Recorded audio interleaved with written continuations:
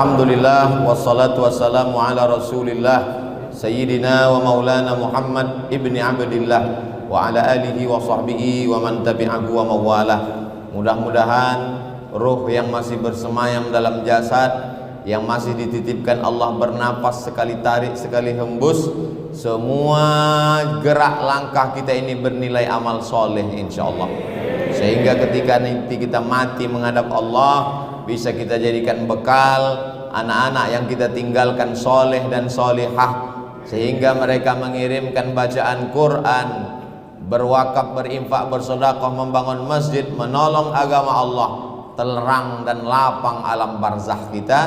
Dan hidup yang singkat ini betul-betul bermakna. Hidup yang pertama hidup sekedar beramal, hidup yang kedua berat karena kita akan mempertanggungjawabkan semua amal. Belum dikatakan berhasil kalau belum sakaratul maut, belum mati dalam la ilaha illallah. Walaupun saya sendiri ustadz yang khotib, yang khutbah, yang ceramah, yang tausiah, tak ada jaminan.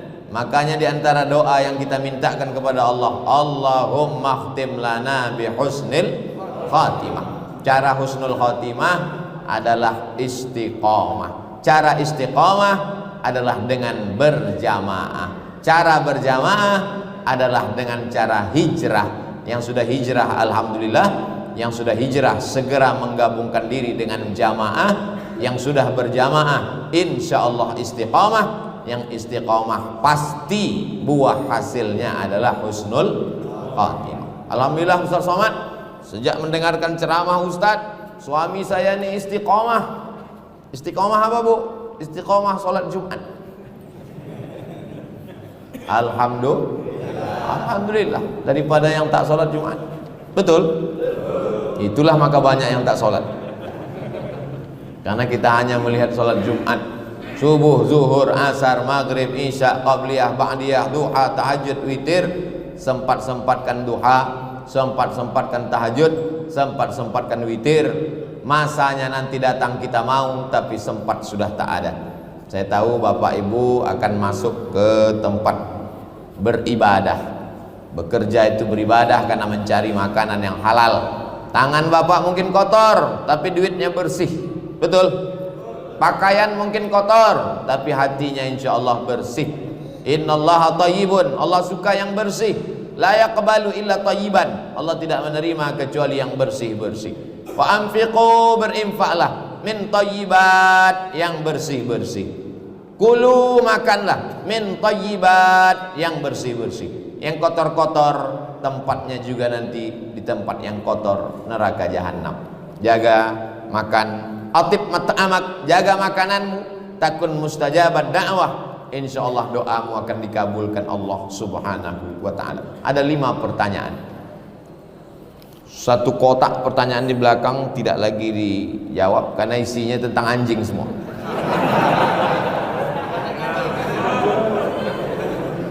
Di mana batas moderasi beragama agar tidak terlalu ketat dan juga terlalu longgar? Yang terlalu ketat mengatakan kalau tidak seagama denganmu halal darahnya, pancung kepalanya, maka ini ekstrim. Yang satu lagi mengatakan kita sama-sama manusia, maka boleh melakukan apapun yang kita suka. Ini pun juga ekstrim kiri, liberal, sekuler. Wa kadzalika ja'alnakum ummatan wasata, kami jadikan kalian pertengahan. Dalam urusan sosial ada kematian, ada pernikahan, dalam hubungan bertetangga, la yanhakumullahu 'anil ladzina lam yuqatilukum fid din wa lam yukhrijukum min diyarikum. Kalau tetanggamu, kawanmu, sahabatmu, orang sekantor denganmu, satu sekolah denganmu, satu kampus denganmu, berbeda akidah denganmu, dia tidak mengusirmu dari kampungmu, dia tidak memerangi kamu, antabarruhum, buat baik kepada dia, wa tuqsitu ilaihim, bersikap adil kepada dia. Boleh berbuat baik dan bersikap adil selama dia tidak memerangi dan tidak mengusir kita dari kampung halaman. Ini yang disebut dengan hubungan sosial. Adapun kalau sudah masalah ritual, masalah ibadah, masalah rumah tempat yang disucikan Allah, maka tidak ada tawar menawar. Wala ana abidum ma battum wala antum abiduna ma a'budu lakum dinukum. Islam ini bukan agama kemarin sore. 1443 tahun, 14 abad, masuk abad ke-15 berjalan. Di India dia pernah berkuasa, di Mesir dia berkuasa, di Eropa Andalusia dia pernah berkuasa. Bisa sejalan, bertetangga dengan berbagai macam. Di India dengan Hindu, di Eropa dengan Kristen, Katolik dan Ortodok, bisa berjalan bersama. Jangan ajari ulama kita tentang berinteraksi sosial dengan berbeda agama. Kita jaga ini, kita jelaskan ke anak-anak kita supaya mereka tidak terjerumus ke ekstrim kanan maupun ekstrim kiri. Semua yang ekstrim tidak baik. Yang baik itu es krim. Itu pun jangan banyak-banyak, bisa panas dalam dan batu.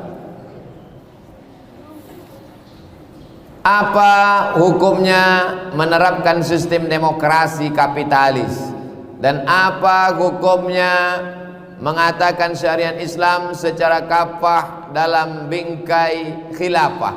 Ada yang namanya fikih.